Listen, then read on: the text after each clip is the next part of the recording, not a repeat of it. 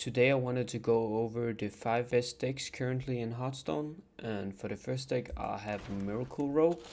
I just think this is the best list of it and it's the best deck in the game.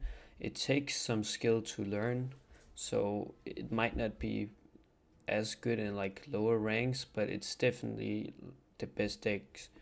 Like, it has so many ways to win, and there's just so many things you can do with it. You can win by mixologist, you can win by grifter, you can even win some. I've won some games with just having stumpers on board, like just keep replaying them.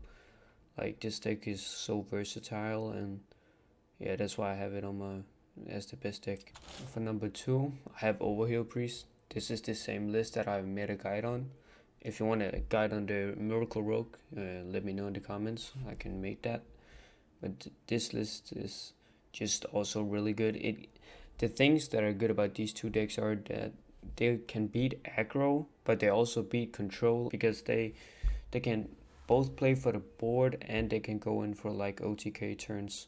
So you have the hauler, you have the clergy, you can draw and clear everything, and then you can finish it off with like Hedanis. Like, it's so versatile. For the third deck I have Insanity Warlock. This is the list that I currently use.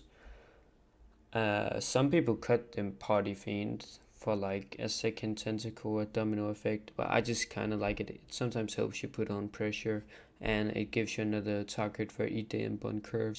Very standard list. It's really good to just go like Popgar, Crescendo, and you can easily copy them with Pupil or Fizzle.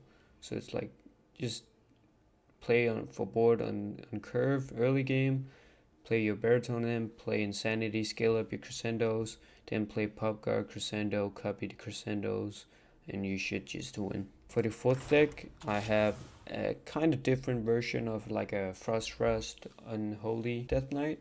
This is with Cold Feet instead of the Frost Strikes.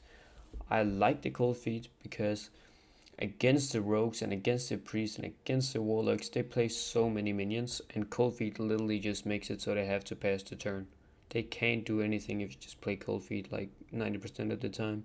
So it's like why I think this version of the deck is actually pretty good, because you can control the board early game. You have like Gorgon Sumo, Buttons, Horizon Edge, Razzle Dazzle. You get on board, and then you can just Cold Feet, copy the Cold Feet with Pupil, and like they can never combo you if you have Cold Feet. For the fifth deck, I have Classic Ramp Druid. Ramp Druid is still really good. There's only like one new card, but like the deck is just solid, right? But the reason it's only at number 5 is that it's not really that versatile.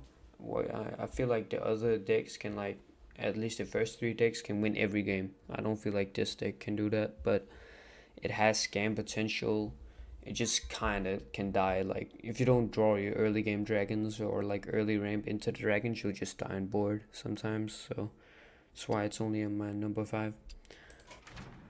This is like an honorable mention. I think this deck can be good. It also depends a lot on your rank. It's just a standard hand buff paladin, but with custom enforcer, razor scale. So the reason why they're good are that they just stop your opponent from having the option to go in for that combo turn, right? You can't go, let's say you can't go Popgar Crescendo. If you have a razor scale on board, the Crescendo will cost 2. So this deck, like, it gets on board and it just kills them. Also, this deck is really good into the Warlock.